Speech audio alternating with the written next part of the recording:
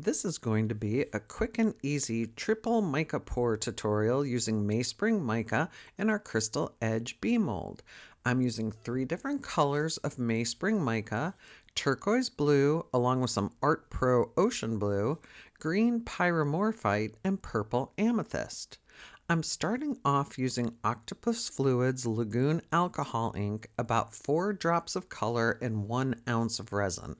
I'm using about 0.80 ounces. I just wanted a little bit on the bottom of my mold to help facilitate moving while saving some for the push at the end.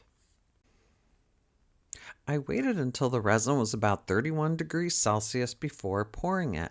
For this, I split the colors into 3, 1.75 ounces of each, and this is the Meyspring Turquoise Blue, 6 tiny scoops, along with 1 scoop of Art Pro Ocean Blue.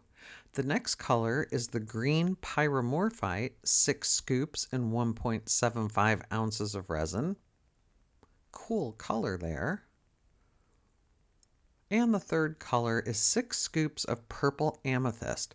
Love how deep that amethyst is, but wait till you see what happens. And again, there's a little bit of a push of the Lagoon alcohol ink from Octopus Fluids just to open up the center so I can put some glitter glass and glitter in the center. The one thing I don't like about these colors, especially that turquoise blue, it's more of a bluish green, not a true blue color, so I don't know if that affected this pour at all. And this again is Art Pro Resin by Resin Pro. It's medium viscosity resin. And here it's already cured and time to demold.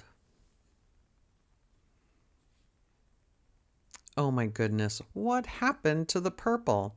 I have no idea, but it's a pretty result. Let us know what you think in the comments below.